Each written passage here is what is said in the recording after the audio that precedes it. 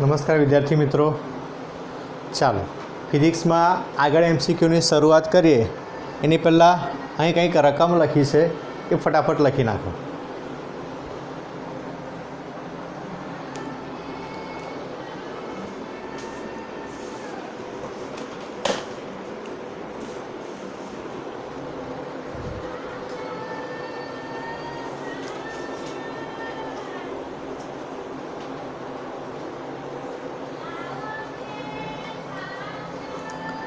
ચાલો થઈ ગયું.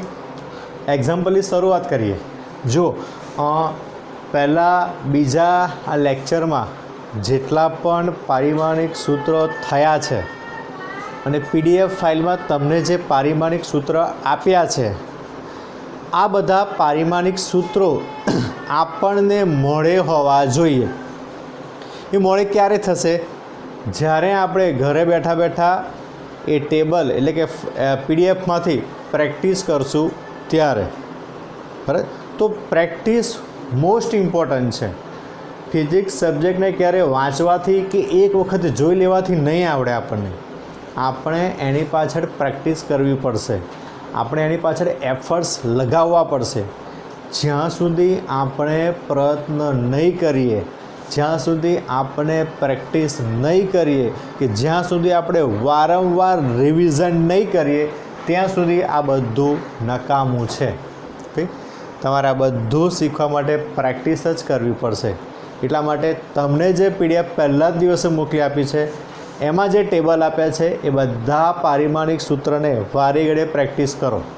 ઠીક? ત્યાર પછી એના સિવાય નવા જે કંઈ પણ પારિમાણિક સૂત્ર આવ્યા છે એને પણ તમારે તૈયારીના ભાગરૂપે જોવા પડશે. ઠીક? મેક્સિમમ ટ્રાય કરો કે તમને બધાના પારિમાણિક સૂત્ર મોડે થઈ જાય, અને જે ન થાય તો એ કેવી રીતે મેળવી શકાય છે એને શીખો. બરાબર છે? એ શીખશો તો વધારે ક્લિયર થઈ જશે. ચાલો શરૂઆત કરીએ. તો કંઈક એ રીતના જ બધા એક્ઝામ્પલ છે. હવે થોડાક ટફ લેવલના છે, એમ તમને ઇઝી લાગશે. કેમ? તમારી પાસે બધા પારિમાણિક સૂત્રો જે રેડી છે, બેઠા છે, એમાંથી જોઈને બેઠા લખશો એટલા માટે. પણ જો મેળવવા ના થાય ને તો અઘરું પડે એવું છે. તો એને મેળવવાનું કઈ રીતે છે એ તમારે શીખી લેવાનું છે. ચાલો શરૂઆત કરીએ. ફર્સ્ટ એક્ઝામ્પલ છે. ઓકે, જુઓ લાસ્ટ ટાઈમ જેવો જ એક્ઝામ્પલ છે કે ભાઈ એચ, સી અને જી આ મૂળભૂત અચળાંકો છે. એનો મતલબ કે જે આપણી પાસે એમ, એલ, ટી હોવા જોઈએ એની જગ્યાએ એચ, સી અને જી છે. તો આ ત્રણ જો મૂળભૂત હોય તો લંબાઈનું પરિમાણ શું થાય? બરાબર છે? લંબાઈનું પારિમાણિક સૂત્ર શોધવાનું છે. ચાલો શરૂઆત કરીએ. એની અંદર પહેલાં ત્રણ અચળાંકો કયા કયા છે તે જુઓ. એચને શું કહીએ છીએ આપણે? પ્લાન્કનો અચળાંક છે. આ પ્લાન્કના અચળાંકનું પારિમાણિક સૂત્ર શું થાય એ આઈ થિંક 1-2 લેક્ચર પહેલાં આપણે જોઈ ગયા છે. મેં તમને મેળવીને લગભગ અહીંયા 7 રાશિ લખી હતી. બરાબર છે? એ 7 રાશિની અંદર પ્લાન્કનો અચળાંક હતો. તો એ તમારે ફરી પાછું જોવું પડશે. પછી સી પ્રકાશનો વેગ. હવે વેગનું તો આપણને બધાને કહ્યું કે મીટર પર સેકન્ડ જ થવાનું છે. અને થર્ડ છે સાર્વત્રિક અચળાંક. આઈ થિંક પહેલાં બીજા કે ત્રીજા લેક્ચરમાં હતું સાર્વત્રિક અચળાંકનું પારિમાણિક સૂત્ર. ઠીક? તો આ 3 પેરામીટર હવે અહીં છે ને એ લોકો મૂળભૂત તરીકે ગમે તે આપી દે. બરાબર છે? એક વખત તમે બેઝિક પારિમાણિક સૂત્ર શીખી ગયા પછી આ જગ્યા પર એ ગમે તે પારિમાણિક સૂત્ર તમને આપે, ગમે તે રાશિ આપી દેશે કે ભાઈ ચલો અવરોધ છે, કેપેસિટન્સ છે, વાહકતા છે, ઉર્જા છે, વેગ છે, પ્રવેગ છે, દબાણ છે, ક્ષેત્રફળ છે, ગમે તેને મૂળભૂત તરીકે આપી દે. તમને એ જે મૂળભૂત આપે છે એના પારિમાણિક સૂત્ર ખબર પડવા જોઈએ, અથવા કઈ રીતે મેળવી શકાય છે એ ખબર પડવું જોઈએ. તો તમારી માટે આવા એક્ઝામ્પલ એકદમ ઇઝી થઈ જશે. બરાબર છે? ચાલો એક્ઝામ્પલની શરૂઆત કરીએ. પહેલું તમને આપ્યું છે, શું આપ્યું છે? એચ, સી અને જી એ લંબાઈના પરિમાણ. તો લંબાઈનું શોધવું છે તો લંબાઈ લખું એલ બરાબર એચ, સી, જી. ઉપર શું લખી દઈશ? એ, બી, સી લખી દો આ રીતે. આટલું તો ખબર જ છે આપણને કે આવું કરવાનું છે. હવે આગળ જઈએ. હવે આપણે પ્લાન્કના અચળાંકનું પારિમાણિક સૂત્ર શું થાય તે જોવું છે. ઓકે, હું બધાનું અહીંયા એક સિમ્પલમાં લખી આપું તમને પહેલાં. h પ્લાન્કનો અચળાંક છે, c પ્રકાશનો વેગ અને g સાર્વત્રિક અચળાંક. ઓકે, આનું કંઈક ઇક્વેશન હતું કે E = hf, તો h બરાબર E/f, આ રીતનું કંઈક હતું. યાદ આવે છે તમને? એચનું પ્લાન્કનું પારિમાણિક સૂત્ર જ્યારે શોધ્યું તે બરાબર છે, ઉર્જાના છેદમાં આવૃત્તિ. ઓકે, જો ના યાદ આવતું હોય તો એનું પારિમાણિક સૂત્ર તમને કહી દઉં. અહીંયા હતું m1 L2 અને આવતું હતું આવૃત્તિ એટલે T⁻⁻1. બરાબર છે? તો આ પ્લાન્કના અચળાંકનું સૂત્ર. ઓકે, c પ્રકાશનો વેગ, વેગ એટલે મીટર પર સેકન્ડ એટલે L1 T-1, આવું થશે. ક્લિયર છે? g સાર્વત્રિક અચળાંક, એની માટે આપણે મેળવ્યું હતું કે ભાઈ f = g m1 m2/r². તો g બરાબર f/r² m1 m2. આ રીતે જીનું સમીકરણ બનાવ્યું હતું અને એના પરથી એફ એટલે બળ, ત્રિજ્યા અને દળ, આના પારિમાણિક સૂત્ર આપણે લીધા હતા. બરાબર છે? તો આનું પારિમાણિક સૂત્ર શું થતું હતું? બરાબર છે, આ m છે, અહીંયા પણ m છે, અહીંયા kg આવશે, અહીંયા નીચે 2 છે તો 1 ઉપર જશે તો m-1. બરાબર છે? પછી આવે L, તો અહીંયા મીટર, kg મીટર, તો 1 મીટર, અહીંયા 2 મીટર એટલે L થઈ ગયા 3. અને આવ્યો સમય, તો પર સેકન્ડ સ્ક્વેર અહીંયા આવતું હતું તો -2 થઈ ગયું. તો જો આ રીતે 3 પારિમાણિક સૂત્ર આપણને ખબર હોવા જોઈએ. ક્લિયર છે? જોઈ લો એકવાર 3 પારિમાણિક સૂત્ર. હવે આગળ વધીએ, ચાલો. ઓકે, તો હવે અહીંયા લખું છું, મારી પાસે સામે છે લંબાઈ. લંબાઈ એટલે કે m0 L1 T0 = hનું પારિમાણિક સૂત્ર લખું છું m1 L2 T-1 raise to a. So બીનું તો મને ખબર જ છે, બીનું મને ખબર છે એટલે b એટલે c એટલે મીટર પર સેકન્ડ, એનું થશે b. અને છેલ્લે g માટે છે m-1 L3 T-2 rays two c. ચાલો, થઈ ગયું. નીચે નીચે નીચે જાઉં, મારો લેક્ચર ચાલુ છે. ઓકે, ચાલો. તો હવે શું થશે તે? Okay, E = m⁴ L⁴ T⁻⁻a L⁵b T⁻⁻b. Okay, પછી છે m⁻c L⁵3c અને T⁻²c. ઓકે, જ્યાં જ્યાં ભૂલ હોય તે જરા જોતા જજો. ચલો mm વાળાને સાથે લઈએ તો m is a - c, L માટે 2a + b + 3c અને t માટે -a - b -2c. હવે ઇક્વેશન મોટું થઈ ગયું છે. હા, પહેલાંના એક્ઝામ્પલ જે કર્યા ફટાક શીખીને a બરાબર b બરાબર આન્સર મળતો હતો. અહીં એટલો સિમ્પલ આન્સર આપણને મળવાનો નથી કે a બરાબર આટલું થશે ને b બરાબર આટલું થશે. બરાબર, અહીં ઇક્વેશન લાંબા થઈ ગયા છે. જો અહીંયા પણ 3 છે, અહીં પણ 3 છે, અહીં પણ 2 છે. કોઈની પણ વેલ્યુ એટલી બધી ઇઝીલી મળતી નથી. ઓકે, તો એક્ઝામ્પલ થોડોક લેન્ધી થવાનો છે. થોડુંક 8મું 9મું ધોરણ કે 9મું 10મું ધોરણ યાદ કરાવવું પડશે મારે તમને. ચાલો જોઈએ, આપણે સરખામણી કરીએ. અહીં સામે શું હતું? m0 L1 T0. ક્લિયર છે?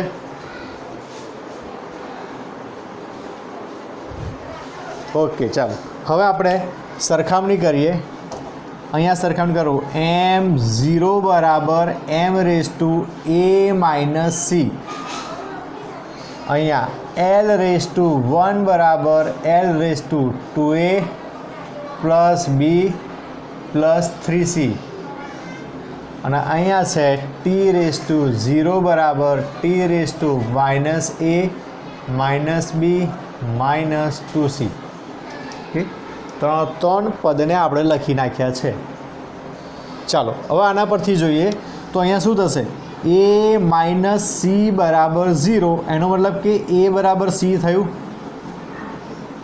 ધેટ મીન્સ કે cની જે વેલ્યુ આવશે ને તે જ એની વેલ્યુ છે. આ બાજુ જે બે ઇક્વેશન છે અહીંયા થશે 2a plus b plus 3c બરાબર 1. અને અહીં થશે minus a minus b minus 2c બરાબર 0. ચલો કન્ફ્યુઝન હવે કન્ફ્યુઝન થવાની છે. કન્ફ્યુઝન એ છે કે અહીં કોઈ ફિક્સ વેલ્યુ મળી નથી આપણને. તો અહીં શું કરું મારે, કોની વેલ્યુ લખવી, બરાબર છે. તો તમને થોડુંક 10મા ધોરણની એક મેથડ યાદ કરાવું, લોપની મેથડ. લોપની મેથડમાં શું કરતા, બે બાજુ બરાબર સરખાવતા હતા. જો કેવી રીતે કરતા હતા સમજો, અહીંયા a બરાબર c અથવા c બરાબર a, બેમાંથી કોઈ પણ એક કિંમત અહીંયા મૂકી દઉં તો મારી પાસે અનનોન પેરામીટર a b અને c જે 3 છે એની જગ્યાએ 2 થઈ જશે. ખ્યાલ આવે છે? અનનોન પેરામીટર જે છે એ 3ની જગ્યાએ મારી પાસે 2 થઈ જશે. ક્લિયર થાય છે તમને? સમજાય છે કે નહીં? બરાબર છે. ચાલો તો હું શું કરું, એક કામ કરું, a બરાબર અહીંયા c મૂકી દઉં છું. a બરાબર c મૂકું તો શું થાય, 2c plus b plus 3c બરાબર 1. બરાબર છે. આ કિંમત અહીં મૂકું છું એટલા માટે. બરાબર, આની કિંમત આ સમીકરણમાં મૂકી તો આ થશે, એટલે 3 ને 2 5c પ્લસ b બરાબર 1. ચાલો સેમ વસ્તુ કરું. ઓકે, આ કિંમતમાં ફરી પાછી ત્યાં મૂકું તો a બરાબર c એટલે કે minus c minus b minus 2c બરાબર 0. તો અહીંયા માઇનસ માઇનસ માઇનસ 2 ને 1 3c માઇનસ b બરાબર 0. આ રીતે થશે. જોઈ લો ફટાફટ. a બરાબર મેં c મૂકી દીધા, બીજું કંઈ નથી કર્યું. અહીં પણ મેં a બરાબર c મૂકી દીધા, કંઈ જ નથી કર્યું. -1 -2 તો -3 સમીકરણ થયા. મારી પાસે 2 સમીકરણ થયા. બરાબર છે. આ 2 સમીકરણ થઈ ગયા. હવે એક કામ કરું, આ બંને સમીકરણમાં લોપની મેથડ એપ્લાય કરું. બરાબર, લોપની મેથડ એટલે જો અહીંયા શું કરીશ, 5c પ્લસ b બરાબર 1 ને માઇનસ 3c માઇનસ b બરાબર 0. અહીંથી આમ કરું તો આ બી કેન્સલ થઈ ગયા.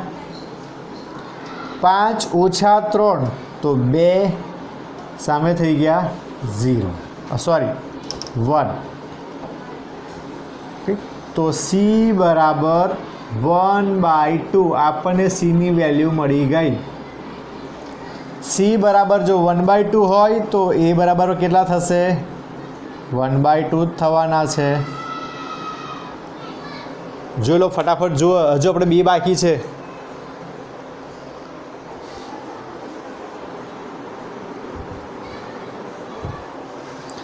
ચલો આપણી પાસે અહીંયા જગ્યા નથી એટલે હું શું કરું છું, આ પહેલો એક્ઝામ્પલ પૂછી નાખું છું અહીંયાથી.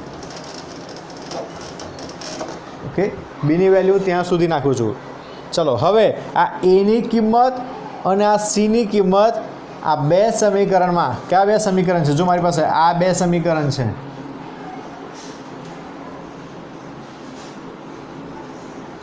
બેમાંથી કોઈ પણ એક સમીકરણમાં મૂકી દઉં. બરાબર છે. ચાલો હું કિંમત મૂકું છું આ સમીકરણમાં.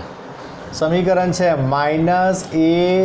Minus b minus 2c is equal two 0.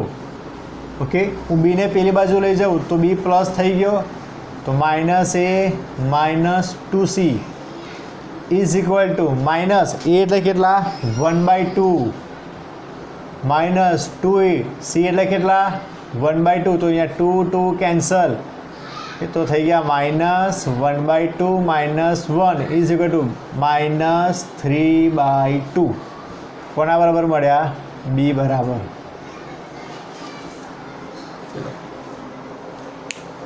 થઈ ગયું ए बराबर 1/2 सी बराबर 1/2 बी बराबर -3/2 ओके स्क्रीनशॉट ले लो चलो फटाफट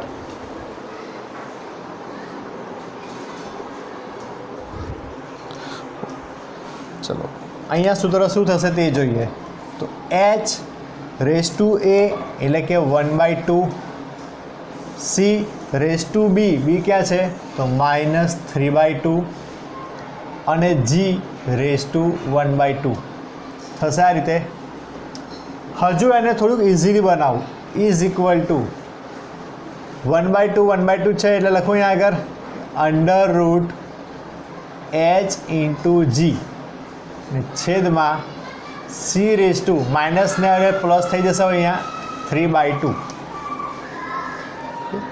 તમને આ રીતે પણ એમસીક્યુમાં ઓપ્શન આપેલો હોય જો અહીંયા 1/2 એટલે વર્ગમૂળ કહેવાય तो h અને g બંનેની 1/2 ઘાત છે એટલે બંને વર્ગમૂળમાં ચાલ્યા ગયા ઓકે આ -3/2 ઉપર છે તો c ને હું નીચે લઈ લઉં તો +3/2 થઈ જવાના બરાબર ઉપર નીચે કરો તો પ્લસ માઇનસમાં ચેન્જીસ થઈ જાય તો આ રીતે c ની ઘાત ચેન્જ થઈ જશે ઓકે તો ફાઇનલ આન્સર તમારો આ રહ્યો આ રીતે લખશો તો પણ ચાલશે આ રીતે લખો તો પણ ચાલે તમને એમસીક્યુના ઓપ્શનમાં કયો આન્સર આપ્યો છે એ તમારે જોઈ લેવાનું बराबर है तो तमने वधारे ख्याल आवशे चलो आखो एक्जाम्पल थई गयो हवे हवे स्क्रीनशॉट लई लो लखी नाखो फटाफट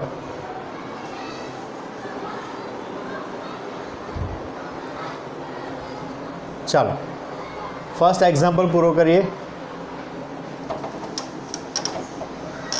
अत्यारे आपणे सेकंड ने पछी करिए थर्ड पहला लईए केम थर्डनुं जे परिणाम आवशे ने एने आपणे बीजामां मूकशुं आपणे ચાલો હમણાં શું કરીએ છીએ આપણે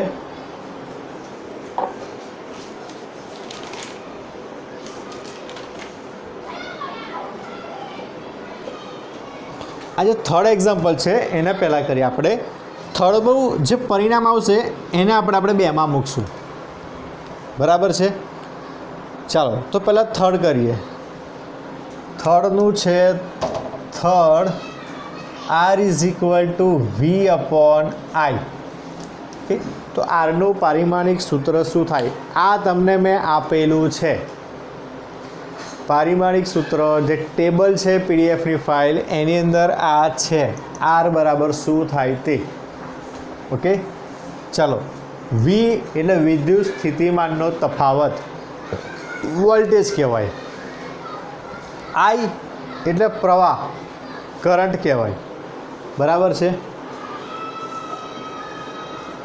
ओके चलो हवे तो V बराबर शू थाय तो V નું ઇક્વેશન લખું વર્ક ડન પર ચાર્જ વર્ક કાર્યના છેદમાં વિદ્યુતભાર એટલે શું લખાય આ અહીં લખું ઇન્ટુ I જો આ બધા છે ટર્મ્સ તમને ક્યારે યાદ રહેશે 12th માં જશો ને ત્યારે આ આખું 12માં આવે છે છતાં પણ તમે 10th માં શીખ્યા છો 10th में विद्युतवाळा चैप्टर में तमे आ इक्वेशन सीख्या छो ओके विद्युत स्थितिमाननो तफावत बे छेड़ा वच्चेनो तफावत बराबर एकम विद्युतभार ने अनंत अंतर एटले के आपेल बिंदु सुधी लई जवा माटे करवू पड़तुं कार्य ओके वर्क डन पर चार्ज कार्यना छेदमां विद्युतभार ओके ओके आ वर्क डन बराबर शू तो के F into D upon Q into I आ रीते थशे ओके वर्क डन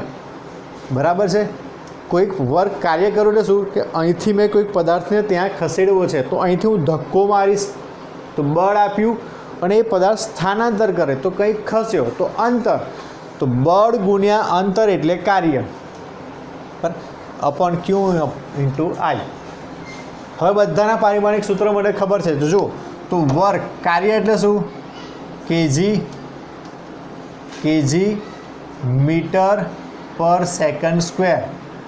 ડી એટલે અંતર જ છે એટલે L1. ક્યુ એટલે કુલમ્બ, બરાબર છે. અને ક્યુ કુલમ્બનું તમે જોવા જાઓ તો Q is equal to I into T. આ મેં તમને શીખ્યું હતું. Q is equal to I T, બરાબર. આઈ એટલે અહીં લખી રાખું. ચાલો અહીંયા પણ લખી રાખું equation. F D Q is equal to I T into આઈ. ચલો આઈ એટલે એમ્પિયર, ટી એટલે સમય, ફરી પાછો આઈ એટલે એમ્પિયર. આ રીતે થશે. આખું ઇક્વેશન થઈ ગયું. m⁻1L2T. આ 1 ઉપર ગયો તો માઇનસ થઈ ગયો તો -2 -1 -3, બરાબર છે. આ A1 એટલે A2 ઉપર જશે એટલે -2. અવરોધનું પારિમાણિક સૂત્ર જોઈ લો.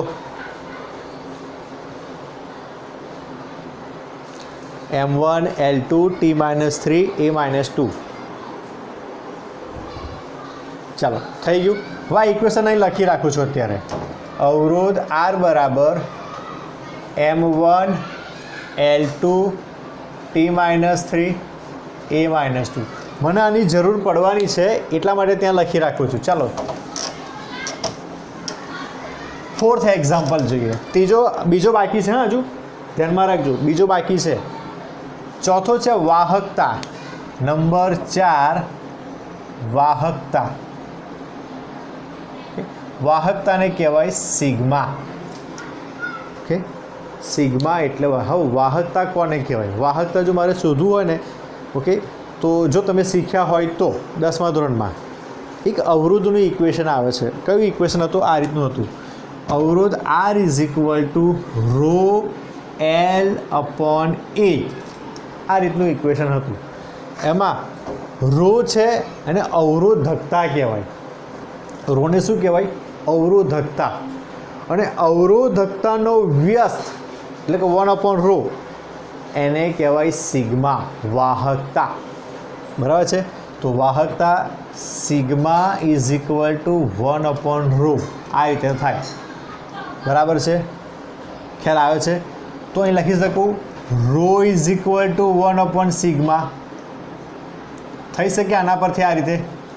ρ ઇઝ ઇક્વલ ટુ 1. તો અહીંયા ઇક્વેશન લખું. R is equal to 1/σ into L/A. સિગ્માને ત્યાં ઉપર લઈ જવું તો સિગ્મા બરાબર L/R ઇન્ટુ A. આ R નીચે, સિગ્મા ઉપર. આ રીતે થઈ ગયા. જો હવે તમારી પાસે ફાઇનલ ઇક્વેશન થઈ ગયું. સિગ્મા ઇઝ ઇક્વલ ટુ શું થયું તે. ચાલો હવે પારિમાણિક સૂત્ર મૂકીએ. L એટલે L1. આરનું મેં લખ્યું ત્યાં જુઓ શું છે? m1L2T -3 A-2. એરિયા એટલે ક્ષેત્રફળ. ક્ષેત્રફળ એટલે મીટર સ્ક્વેર. મીટર સ્ક્વેર હોય તો L2. બરાબર છે. ચલો હા, નીચેથી બધું ઉપર લઈ જાઓ તો શું થશે? m-1 Lની 2 ને 2 4. 4 ઉપર ગયા તો માઇનસ થઈ ગયા ને આ એક પ્લસ છે તો -3 થઈ જશે. ટી ઉપર જશે તો -3ની જગ્યાએ +3 થઈ જશે. એ ઉપર જશે એટલે -2ની જગ્યાએ 2 થઈ જશે. ઓકે, તો આ થઈ ગયું સિગ્માનું પારિમાણિક સૂત્ર. જોઈ લો ફટાફટ.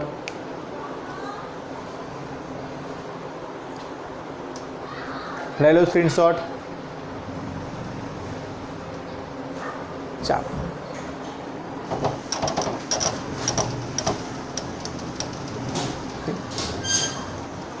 ચાલો ધેટ મીન્સ કે આપણો આ થર્ડ થઈ ગયું, ફોર્થ થઈ ગયું.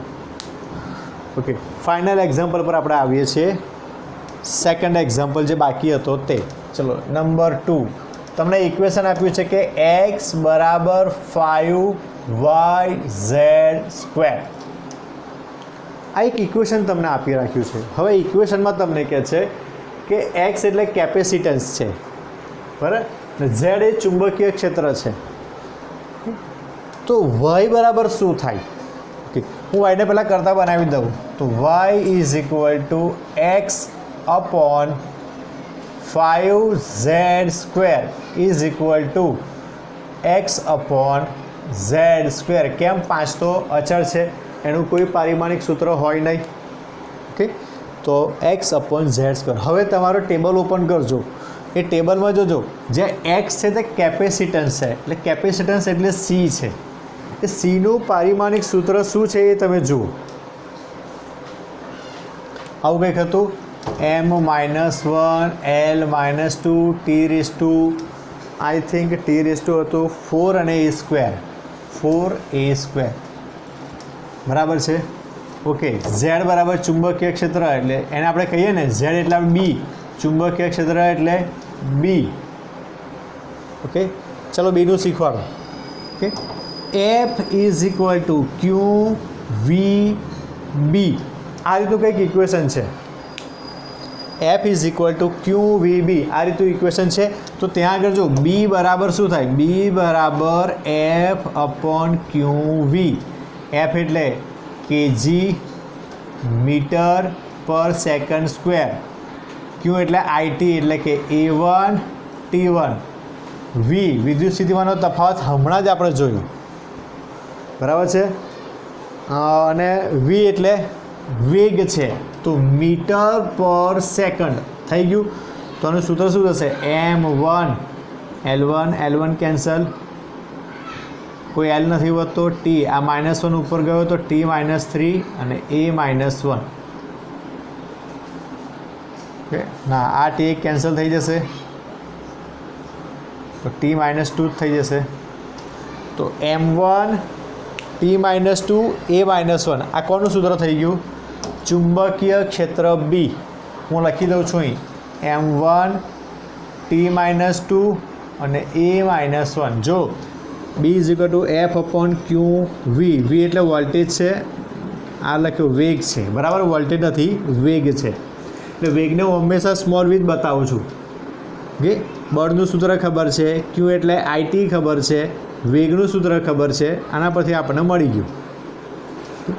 ચાલો, તો c અને b ના પારિમાણિક સૂત્ર આપણને મળી ગયા. ઓકે,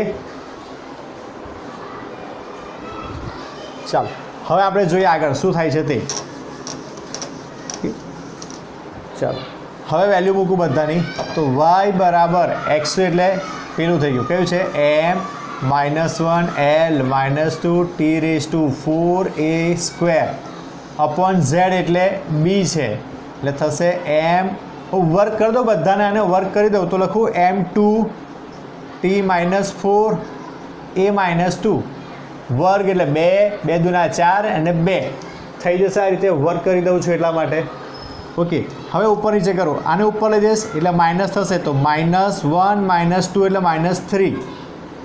ઓકે, l ત્યાંનો ત્યાં જ છે, t -4 છે, ઉપર જશે એટલે પ્લસ થશે, તો 4 અને 4 8 એટલે t થઈ ગયા 8. આ -2 છે, ઉપર જશે એટલે પ્લસ થઈ જશે, તો 2 તો છે જ, તો a⁴. જોઈ લો, વાયનું પારિમાણિક સૂત્ર આટલું થાય. વાયનું પારિમાણિક સૂત્ર એટલું થાય. ઓકે, આ સી છે, આ બી છે. કમ્પ્લીટ. જો લો, આખો સ્ક્રીનશોટ લઈ લો.